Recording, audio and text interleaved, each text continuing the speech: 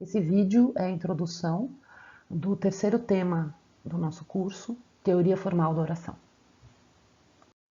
Pessoal, nesse nosso último módulo, vamos começar de uma forma um pouquinho diferente. Esse aqui será um vídeo mais curto, no qual eu vou tentar fazer uma ponte entre o que a gente estava vendo nos outros vídeos e, em particular, o que a gente conversou na nossa última sessão de conferência juntos, uma ponte entre isso e os temas que são tratados na bibliografia do nosso ponto 3. Que vamos lembrar, é uma bibliografia bastante enxuta, são só 3 itens, que eu vou, até o final desse vídeo, explicar um pouquinho melhor como devem ser tratados, e é para que vocês consigam ler isso com proveito nesse finalzinho de curso, que esse videozinho curto aqui se dirige, tá bem? Então eu vou tentar tratar de algumas questões, vamos dizer, mais teóricas, bem abstratas na realidade, que, que derivam do que a gente discutiu até agora, para no final tentar mostrar a vocês como elas se relacionam com esses 3 itens da bibliografia, tá bom? Essa é a tentativa aqui. A nossa tentativa aqui nesse vídeo vai ser de, ao mesmo tempo, fazer uma síntese do que a gente viu até agora, nos vídeos anteriores, e avançar para um ponto final que eu gostaria de tratar com vocês, que estava no nosso planejamento já inicial, que é a teoria formal da oração, mas num sentido, como eu vinha dizendo para vocês lá do início, de fazer uma abordagem que vai num espiral e não numa linha reta, porque vocês vão perceber que eu vou voltar agora a todas as questões mais relevantes que a gente viu nos outros pontos, mas tentando agora desdobrá-las e tentar me perguntar o seguinte aqui com vocês: como é uma abordagem teórica, formal desses fenômenos de predicação que a gente viu até o momento, principalmente no seguinte ponto: como que esses fenômenos de predicação, bastante ligados, principalmente nas nossas últimas conversas, bastante ligados às estruturas argumentais, ou seja, às propriedades semânticas das palavras predicadoras, não é verdade? Como que esses fenômenos podem ser analisados enquanto bases para a projeção da estrutura da oração, que é o nosso objetivo entender por conta daquela nossa proposta, já de início, de focar aqui nossas conversas no conceito da oração como projeção da estrutura argumental dos predicadores, do conceito da oração como projeção das propriedades de subcategorização dos predicadores, em outras palavras, porque a gente vai considerar que com isso a gente tem uma primeira entrada interessante sobre a teoria formal da oração, e que de alguma maneira isso municia vocês, prepara vocês para futuras leituras e futuros estudos nesse campo, nessa área,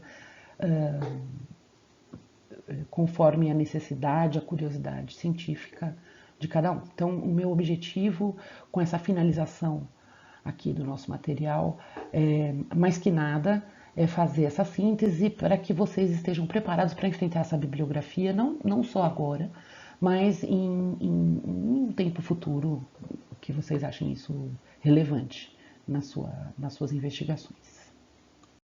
Vamos lembrar, em particular, é, dessa citação muito pontual que eu peguei do texto do professor Borba e que a gente já comentou lá atrás: falar é predicar. É, tipo da afirmação assim bem ampla, mas que vai nos ajudar aqui, porque eu vou fazer uma brincadeirinha com ela, porque eu acho que é por isso que eu sempre acabo trazendo essa formulação, porque ela nos mostra assim de forma muito nua, né, a questão que a gente está aqui tentando ver, em particular se a gente pensar que em falar é predicar, eu tenho não só dito, como também projetado e formalizado o mecanismo mais inicial que a gente poderia dizer, um dos mecanismos mais iniciais de predicação, que é essa predicação que, vamos dizer, de atribuição de propriedades no formato de uma equivalência, né? Vamos lembrar outras citações quando o próprio professor Borba e outros da nossa bibliografia falam, bom, predicar é atribuir propriedades, né, por meio das formulações linguísticas, e aqui, de modo bastante interessante, ele está atribuindo a propriedade de falar a predicar e de predicar a falar, que a gente pode discutir isso um pouquinho, como se você tivesse um par, isso que eu queria chamar a atenção aqui. Você tem um par, falar, predicar. E de alguma forma essa predicação fica clara para nós quando ele formula isso na construção falar e predicar. Isso que eu quero chamar a atenção. Então, voltando à questão do predicar e atribuir propriedades, se você tiver de um modo formal, de um modo abstrato, de um modo apenas analítico aqui para nós, esse par, falar, predicar. De que modo isso se constrói como uma predicação sobre falar? Porque é isso que acontece aqui nessa oração aparentemente tão simples, falar e predicar. Não é? Eu tenho aqui dois termos, e da forma como isso está construído aqui como oração, eu consigo entender, na verdade, que eu estou estabelecendo uma relação de equivalência, que parece uma coisa simples, mas se vocês pensarem bem, é uma coisa bastante interessante que acontece aqui, porque no enunciado falar e predicar, claramente eu estou explicando o que é falar. Seria diferente se fosse predicar é falar? Uma pergunta que eu deixo aqui. Então, o que eu quero deixar claro aqui para vocês, os termos sobre os quais eu estou atribuindo propriedade estão ali. Os termos são falar, predicar. A construção que me permite essa interpretação de sobre o que eu estou predicando é a oração falar e predicar. Esse é um exemplo interessante porque eu tenho dois termos que são equivalentes em vários sentidos. São equivalentes em termos formais, os dois são formas verbais infinitivas, e são também, de um modo muito interessante, esse é o jogo aqui, equivalentes nos termos da sua própria semântica referencial, né? E por isso eu gosto dessa formulação. Eu vou dar vou fazer uma outra formulaçãozinha aqui abstrata para vocês verem uma nova coisa. Se eu colocar dois termos diferentes aqui, sintaxe interessante. Eu quero chamar a atenção. Eles são equivalentes, eles já não são equivalentes entre si, né? Formalmente, como falar, predicar, porque no caso de sintaxe interessante, o que eu tenho aí? Eu tenho duas classes formais diferentes. Eu tenho um nome em sintaxe e tenho um adjetivo em interessante. De modo que, dado assim, dessa forma abstrata que não existe na linguagem em funcionamento necessariamente, bom, pode existir, é o que eu quero discutir, mas dado assim, jogado assim esses dois termos, eu me pergunto se vocês concordam comigo, se eu disser, mesmo dessa forma absolutamente despida de construção, de contexto, de enunciação, esses dois termos sintaxe interessante, eles já provocam uma interpretação de predicação. Por conta da sua justa posição, ou seja, pelo simples fato de estar um ao lado do outro, né, de ter sido um dado em conjunto com o outro, e também pelo nosso conhecimento gramatical do funcionamento dessas classes de palavras que eles representam. O que eu estou querendo dizer é que, eu espero que vocês concordem comigo, esta simples justaposição desses dois termos, sintaxe interessante, já me provoca a seguinte interpretação. Interessante está dizendo de sintaxe. não é sintaxe que está dizendo de interessante. Em outros termos, interessante está atribuindo, é a propriedade que está sendo atribuída à sintaxe. Não é sintaxe a propriedade que está sendo atribuída a interessante. De modo que, poderia dizer, essa justaposição abstrata pode se traduzir numa construção, por exemplo, como sintaxe é interessante.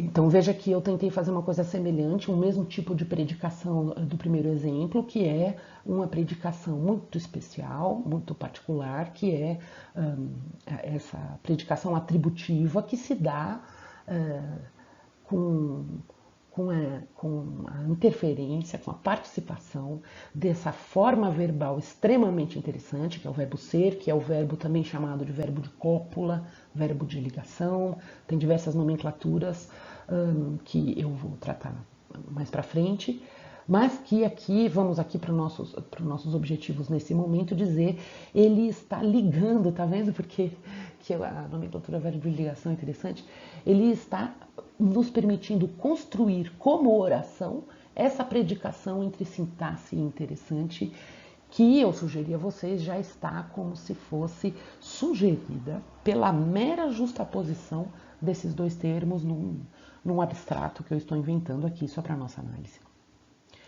Então isso é a primeira coisa que eu queria chamar a atenção.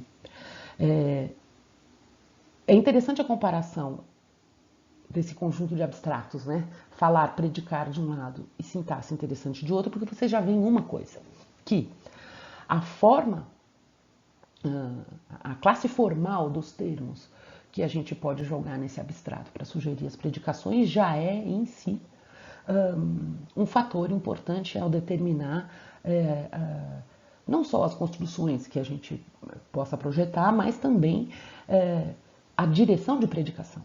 Ou seja, existem palavras que predicam. E isso é um conhecimento gramatical muito ligado ao nosso conhecimento do léxico da língua, conforme eu já tentei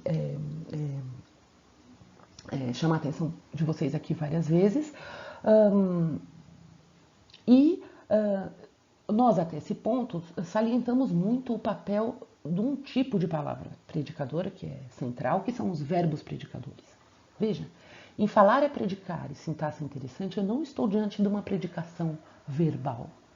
Estou diante de uma forma de predicação extremamente interessante que a gramática tradicional vai tratar de várias formas, vai dar vários nomes, mas acho que talvez o mais comum seja verbo nominal.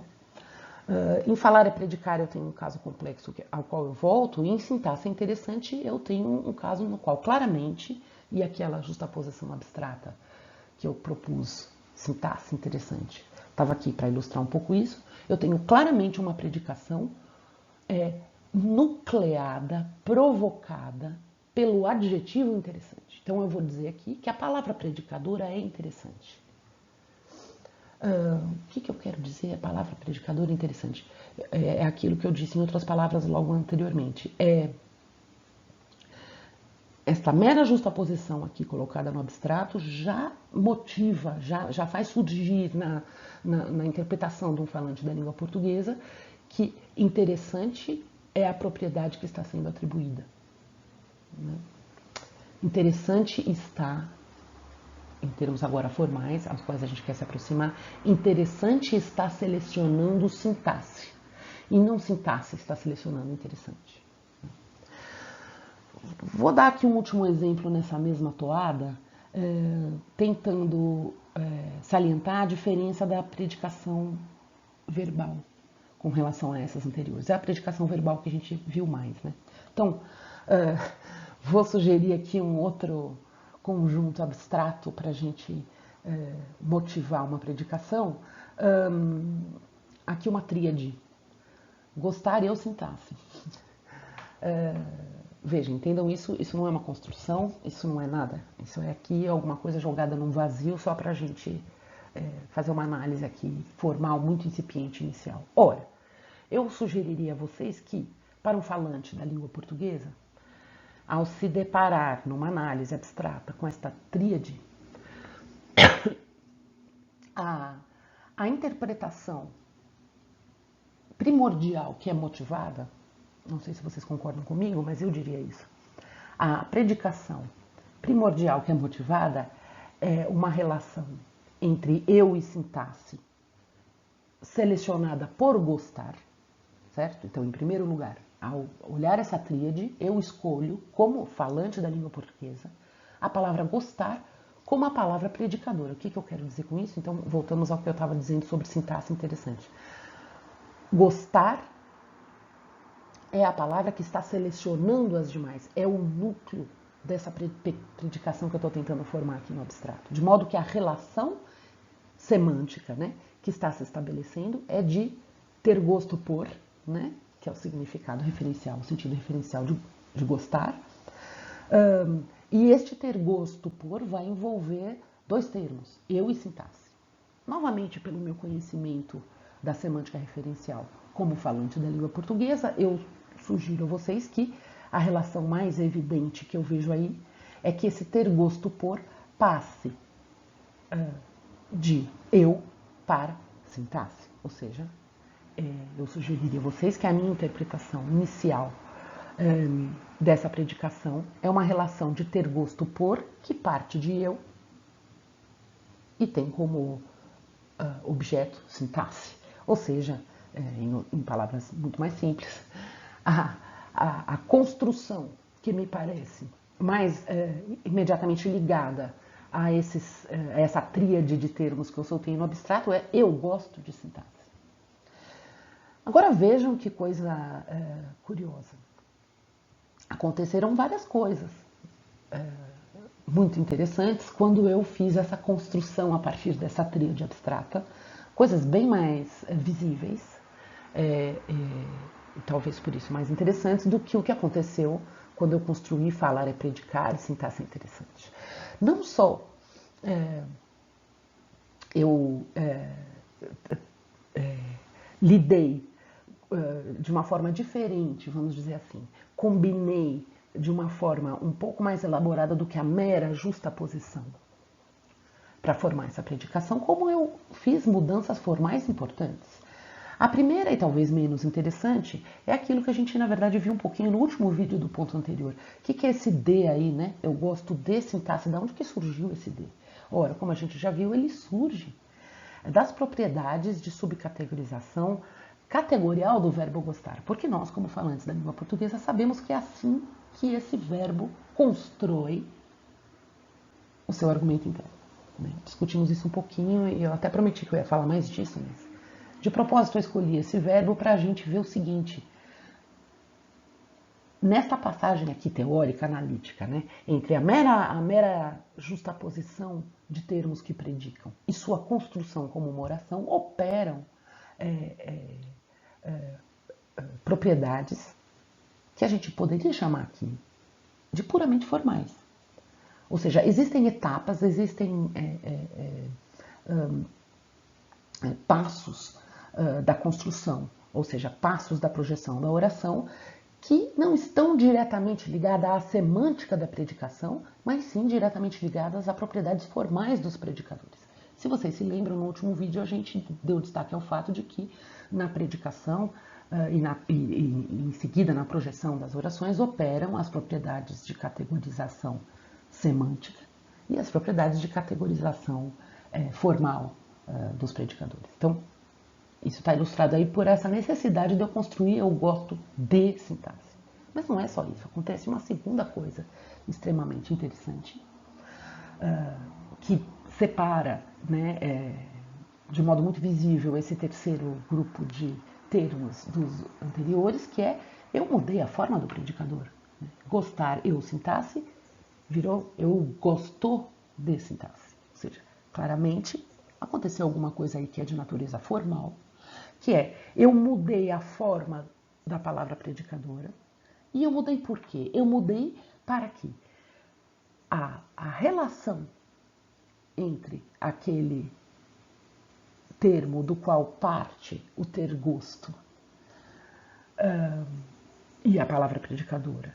E, na verdade, a relação entre esse termo do qual parte o ter gosto, a palavra predicadora e o objeto da palavra predicadora, se torna formalmente visível, de modo que gosto e eu estão intrinsecamente relacionados no seguinte sentido.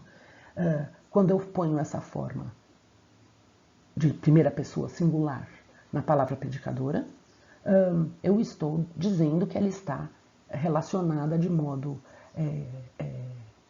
estrito com esta outra palavra no qual eu vejo propriedades de primeira pessoa do singular, que é eu. Bom, isso também é chamado de concordância, porque você não falou logo. É porque quando a gente fala concordância, existe todo um peso em torno dessa palavra que às vezes nos impede de ver o que ela realmente é. O que ela realmente é? Ela é uma propriedade formal que explicita uma identidade entre termos numa construção. Nós vamos falar mais disso. Por enquanto eu só quis aqui colocar esse exemplo. Falar é predicar, do professor Borba, remete um pouquinho a essa proposta da teoria gramatical, em particular de uma teoria gramatical mais formal, de que a construção da oração tem como base as propriedades semânticas da predicação, porém, o âmbito no qual essas propriedades semânticas são construídas e, portanto, enunciadas, é um âmbito formal.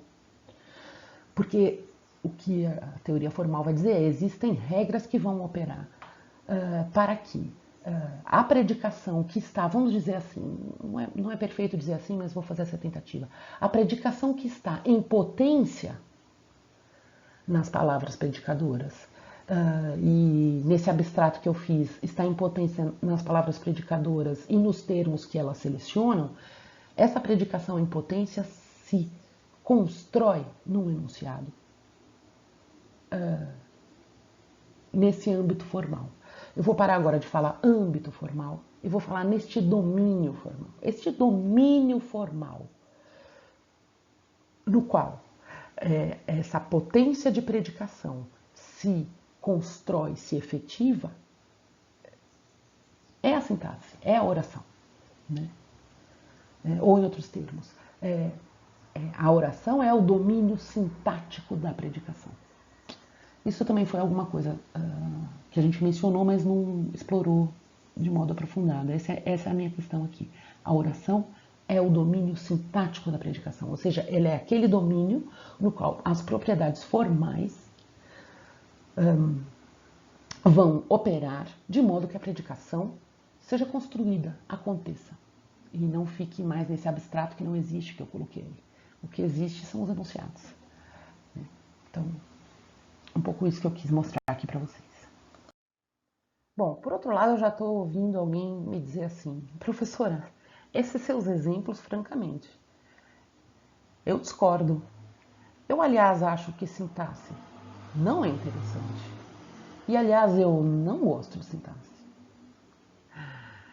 Vamos, tirando à parte essa minha pequena tentativa de lavagem cerebral, então sintaxe é interessante, eu gosto de sintaxe.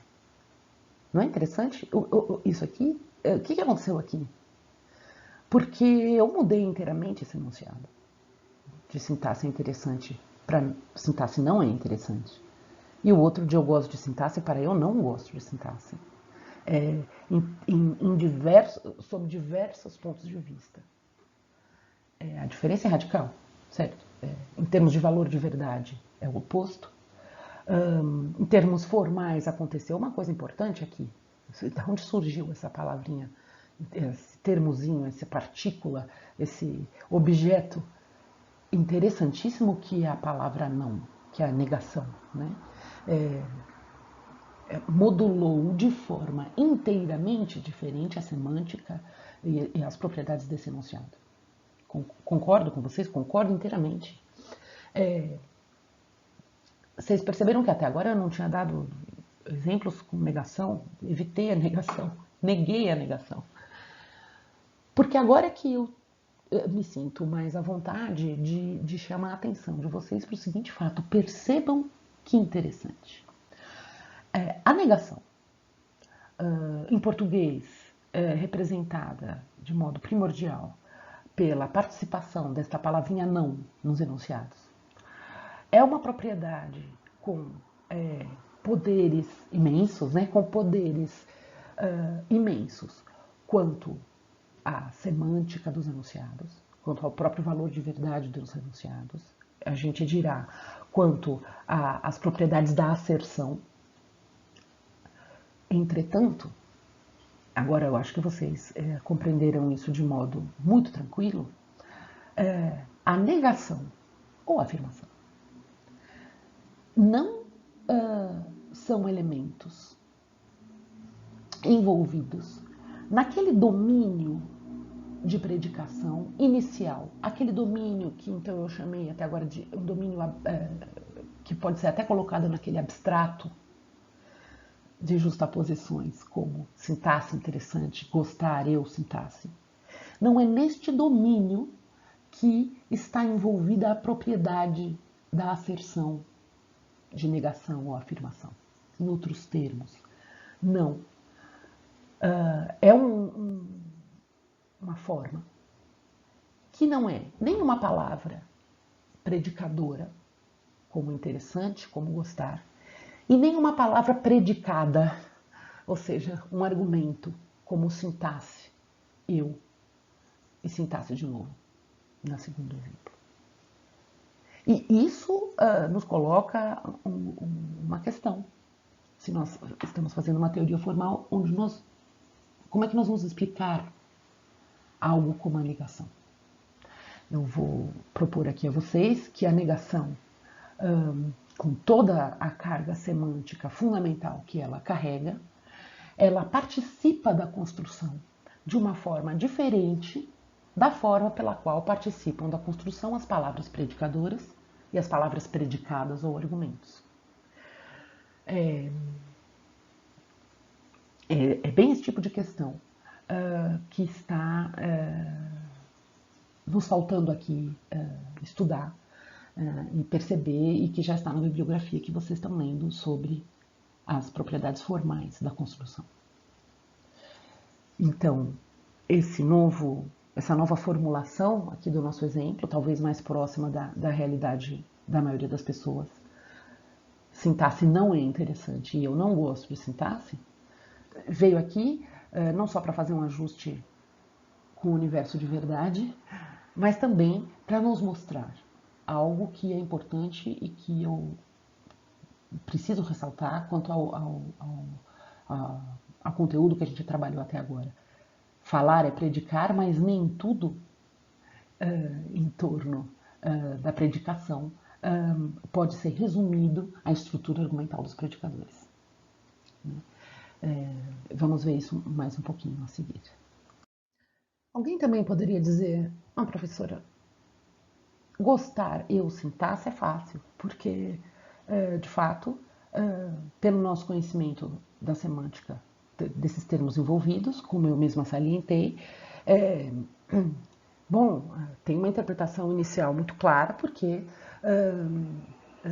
conhecendo essas palavras, eu construo essa predicação entre eu e sintaxe com relação a gostar, indo de eu para sintaxe de forma muito imediata, mas eu posso pensar num outro exemplo que envolveria os seguintes termos lá no abstrato, né?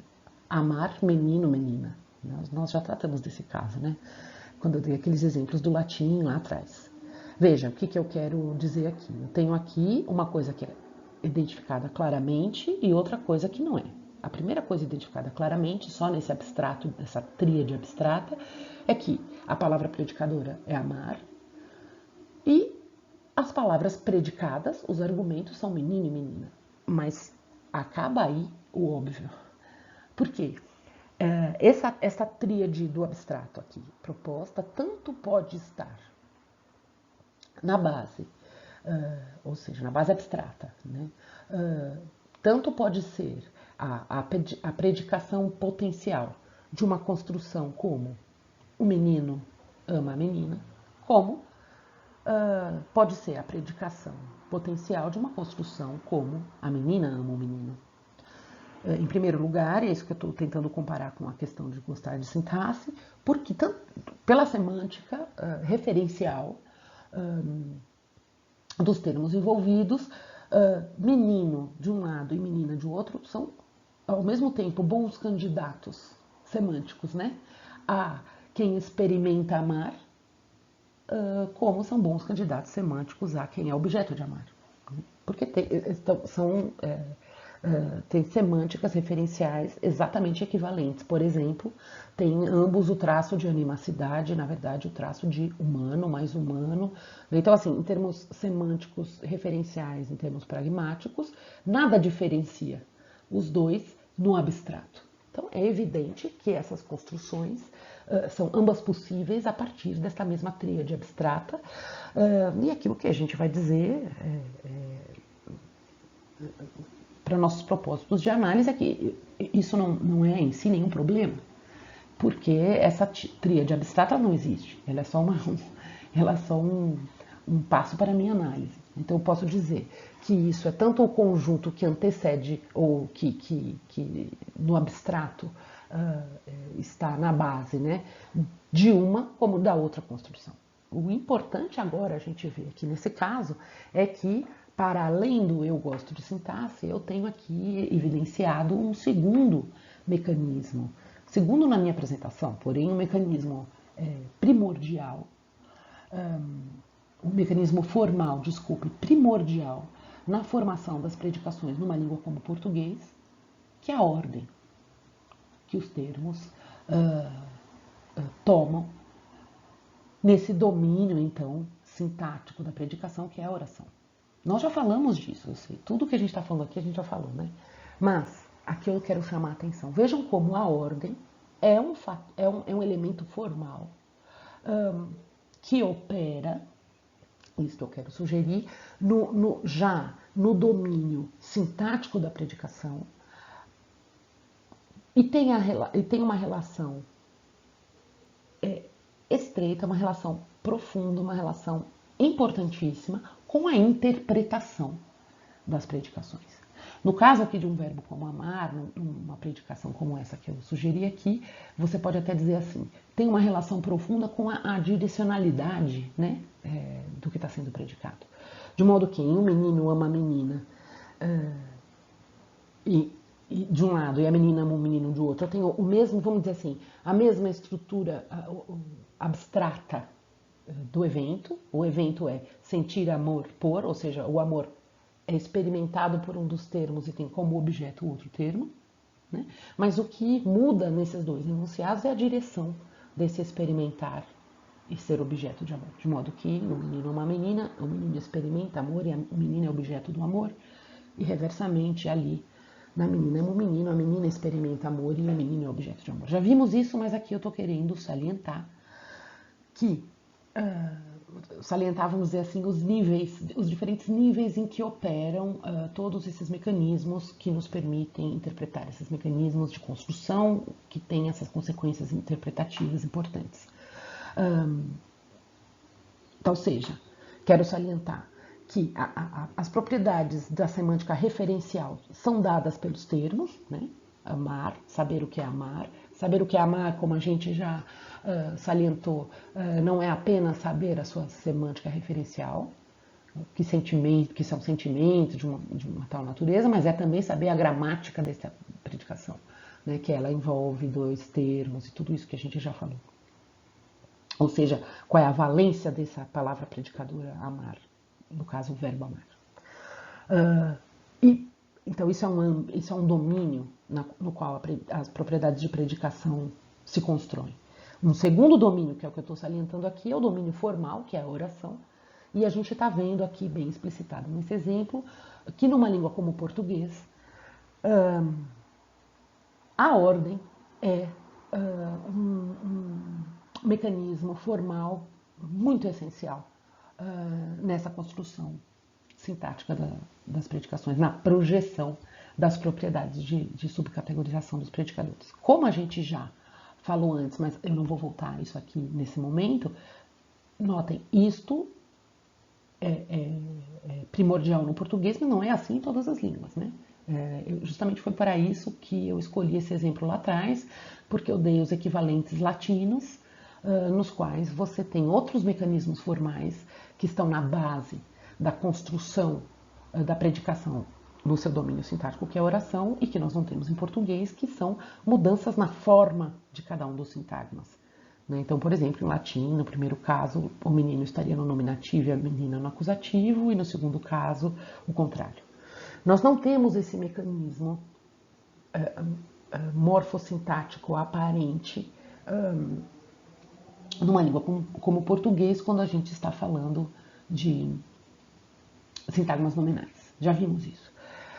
Nós temos primordialmente o mecanismo da ordem e o mecanismo para o qual eu chamei a atenção no exemplo do eu gosto de sintaxe, da assim chamada concordância. Aqui nos parece que esse mecanismo da concordância aparente, morfológica, refletida na forma verbal, não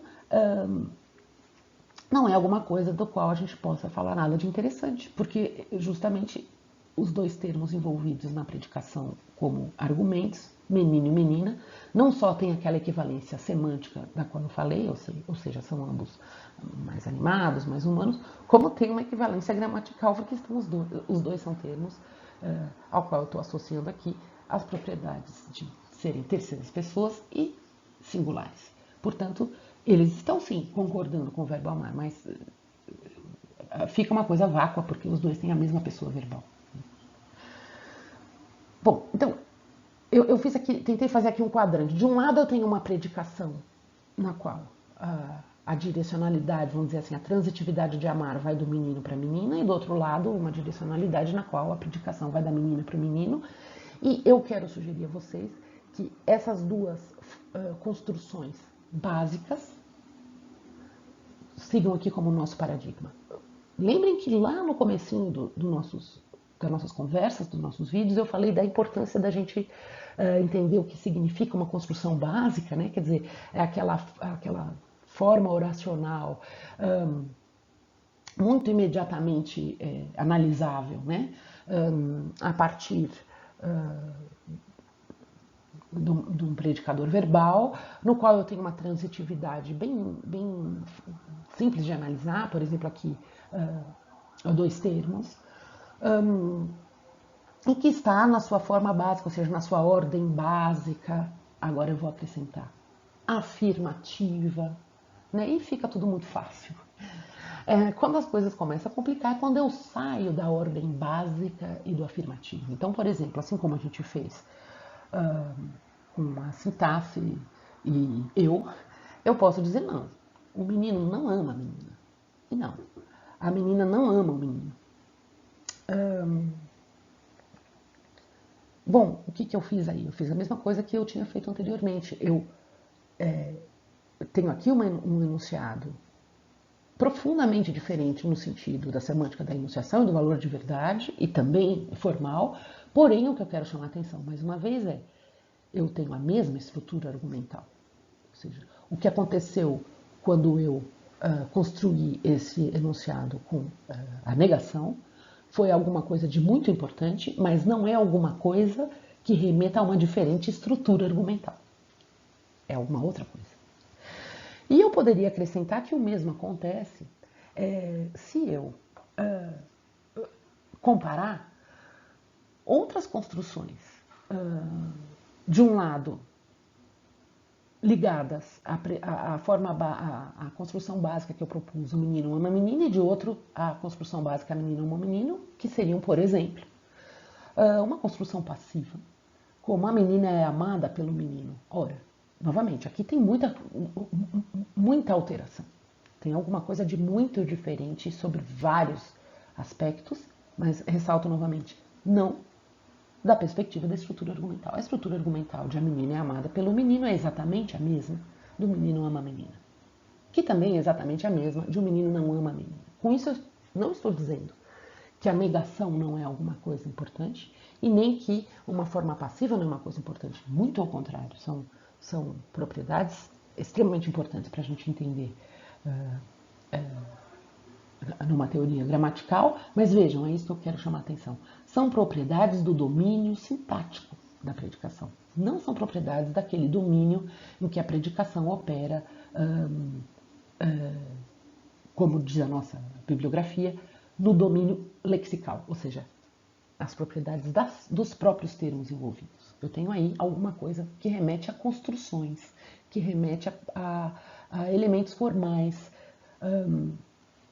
que alteram, ou seja, elementos que alteram a forma e que precisam, então, ser explicados de alguma maneira por qualquer teoria da sintaxe. Isso tudo para, naquele meu esforço aqui, de destacar a vocês que o que a gente viu até agora, e é importante porque é a nossa base, não são os mecanismos de predicação que acontecem, vamos dizer assim, que são analisados nesse domínio sintático, mas sim os mecanismos que acontecem nesse domínio, vamos chamar assim, acompanhando a nossa bibliografia, de lexical, domínio lexical. Mas eu tenho a impressão que quando a gente entende essa diferença proposta de uma forma teórica, fica muito mais interessante e tranquilo a gente entender os mecanismos desse domínio sintático de predicação, que é a oração, que é nosso objetivo aqui resumir e finalizar. Então, esse grupo de exemplos vem para complementar o anterior e chamar a atenção para o fato de que existem diferenças formais extremamente importantes entre os enunciados de uma língua que não remetem a diferenças na estrutura argumental, mas sim a outros fatores.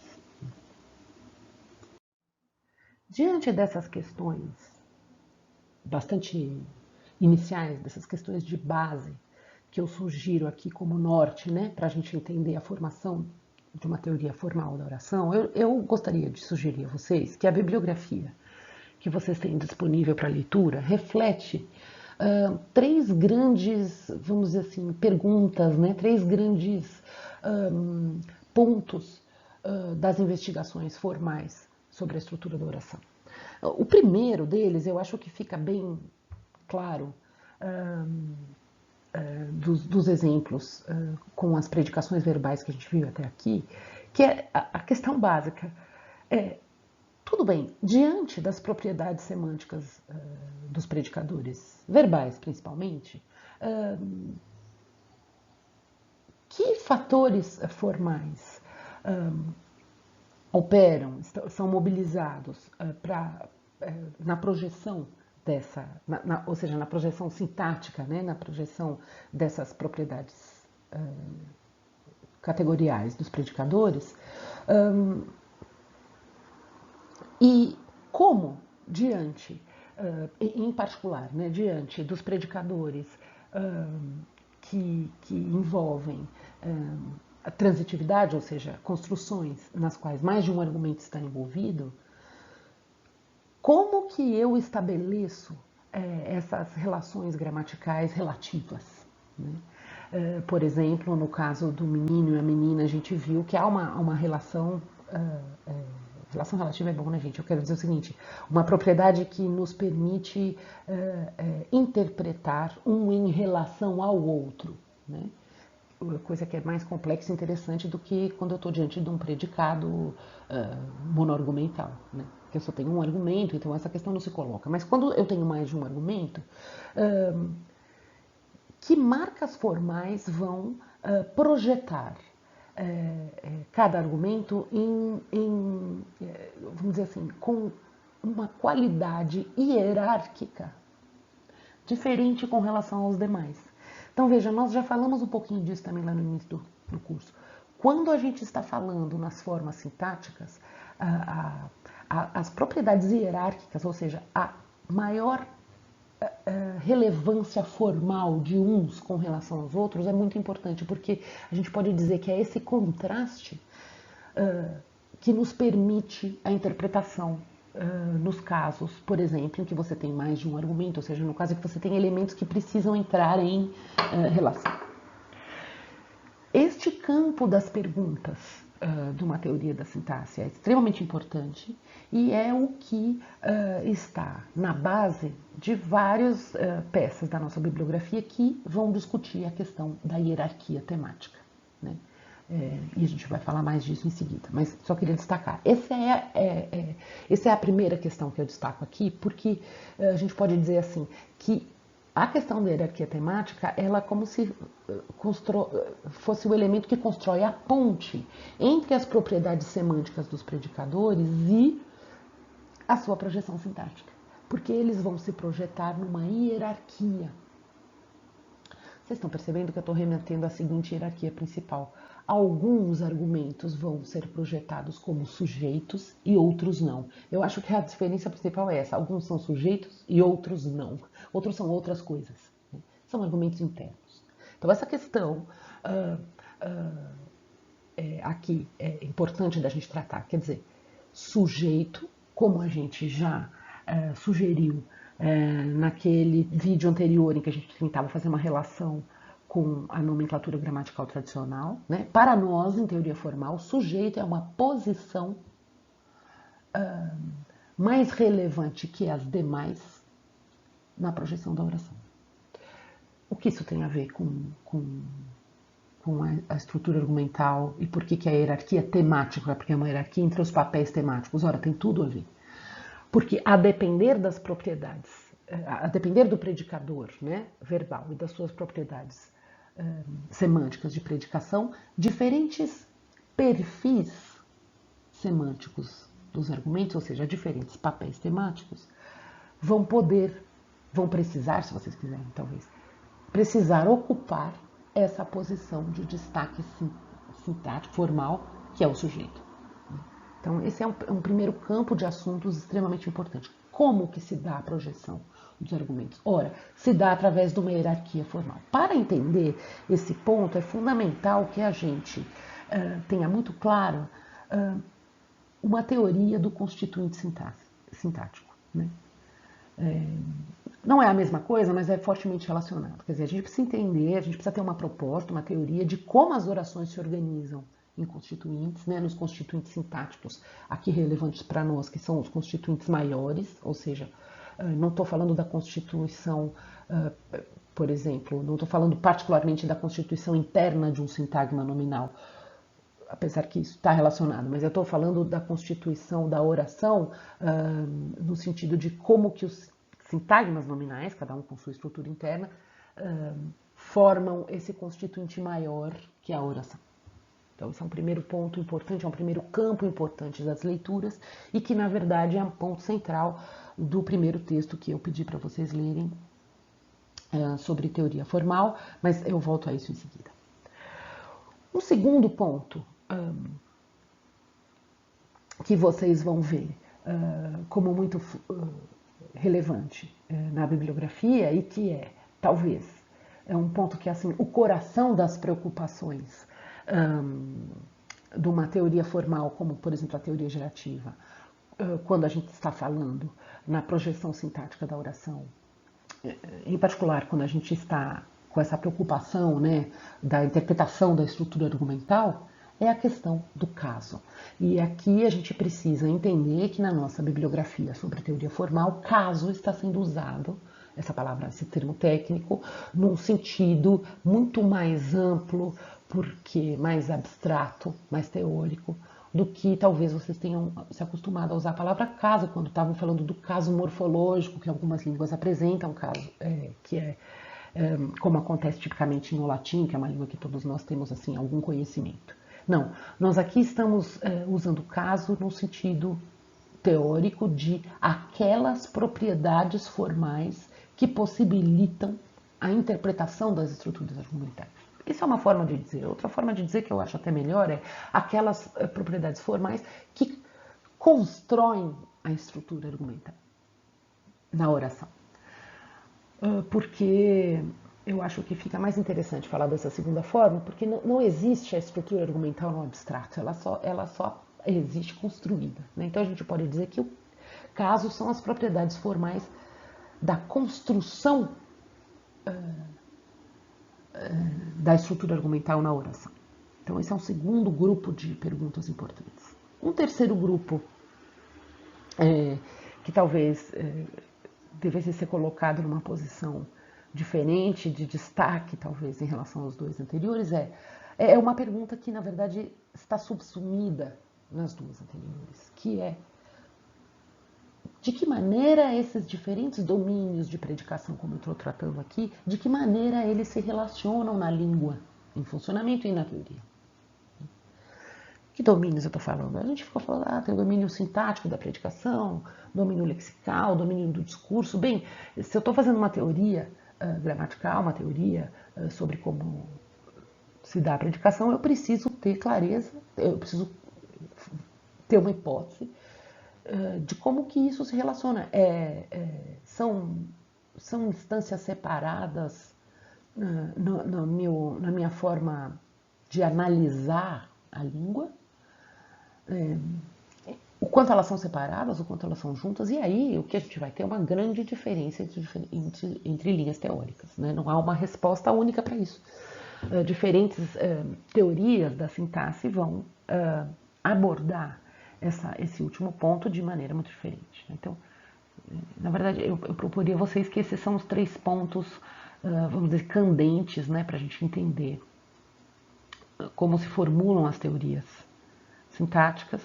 E, como eu disse, o terceiro ponto tem uma dependência muito grande do quadro teórico, e o primeiro e o segundo ponto são, eu diria para vocês, questões caras a uma teoria formal da oração,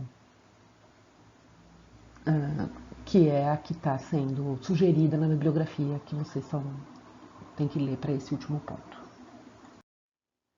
Ora, essas três questões gerais, né, 3 pontos de grande interesse da teoria da sintaxe, vocês podem estudar com muito proveito na bibliografia para esse ponto, que é bastante curta, né? Se vocês forem lembrar, nós temos apenas 3 itens para essa bibliografia, e eu tinha, inclusive, já dito a vocês que começassem com esse texto da professora Esmeralda Negrão, Sintaxe explorando a estrutura da sentença, no qual vocês vão ver trabalhado de forma extremamente interessante, porque é apresentado de uma maneira, eu considero, extremamente didática, em particular, toda essa questão da constituência na teoria formal, da hierarquia temática. Por isso que eu tinha sugerido que vocês começassem por ele, porque ele se segue bem ao que a gente estava vendo sobre sobre as estruturas argumentais, e aquele pequeno exercício que a gente fez da Rita Pinta com pincéis naturais, com pétalas de flores, ou seja, é muito interessante para a gente ver como que a gente faz essa ponte, né, entre as propriedades de predicação e as propriedades da constituência, né? Então, se lê com muito proveito, por isso eu tinha pedido para vocês começarem por ele e depois vou voltar a isso. Também está na nossa bibliografia e tem um escopo muito mais amplo, né, muito mais geral do que esse primeiro texto, o texto do Eduardo Kennedy, Curso Básico de Linguística Gerativa. Eu já também falei sobre esse texto, e em particular eu acho que ele é um texto no qual vocês podem encontrar grande proveito, para além do texto da professora Esmeralda, se vocês estiverem mais interessados em ler sobre essa questão das propriedades formais que permitem a interpretação, ou seja, as propriedades que constroem a estrutura argumental nas orações, como, por exemplo, toda a questão da teoria do caso, né, na sintaxe gerativa, né, nesse texto muito em particular. Na verdade, nesses 3 textos, né, porque esse é o ponto que a gente chegou agora. Por fim, há o texto que eu pedi para vocês relerem, que a gente já tinha lido lá no primeiro módulo, que é o texto do professor Eduardo Raposo. Na verdade, uma parte, né, de um texto, A Língua como Sistema de Representação Mental, onde vocês vão ter todas essas questões trabalhadas, né? Aqui também, novamente, é um item da bibliografia extremamente amplo, importante, mas eu gostaria que vocês prestassem atenção em como que o Eduardo vai discutir nesse texto essas questões como ele vai colocar de modo interessante essas questões mais teóricas das relações entre os diferentes domínios não só domínios de predicação, mas domínios da língua, né? A relação entre esses diferentes domínios na formação das diferentes teorias, em particular na formação da teoria gerativa, né? Então era mais ou menos assim que eu acharia que estaria bem organizada essas 3 leituras, lembrando que nem o texto do Eduardo, nenhum dos Eduardos, né? Do Raposo, nem do Kennedy, não estou esperando uma leitura na íntegra, né? E sim naquelas partes ali indicadas. O texto da professora Esmeralda é um capítulo de um livro, né? E a leitura dele inteiro será extremamente interessante, tá bem? Então assim se organiza aqui essa bibliografia. Bom, pessoal, basicamente era isso que eu queria tratar nessa introdução. Introdução à nossa conclusão, né? Eu queria só fazer esse vídeo mais ou menos curto, veja, essa é a minha tentativa de um vídeo curto, hein? Para que vocês se organizem em torno da bibliografia e para introduzir os outros mais que eu estou preparando. Tá? Então, assim, com essa introdução, eu termino aqui essa introdução e espero que seja esclarecedora para quem já iniciou as leituras e animadora para quem ainda não iniciou, né? Necessariamente, como a gente já conversou, nossa última parte do curso está bastante condensada, tendo em vista que o curso mudou bastante de formato por contingências externas, mas como eu disse lá de início, a minha intenção nesse último ponto é fazer o melhor que eu possa para municiar vocês, para continuar essa pesquisa se tiverem interesse, por conta própria, nos seus aprofundamentos, né? Então eu prefiro dar a ênfase a isso do que fazer de forma corrida em uma semana, né?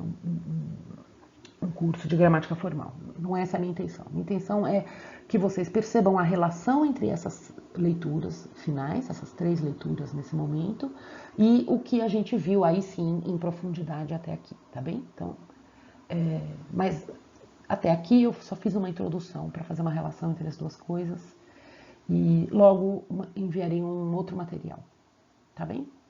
Boas leituras.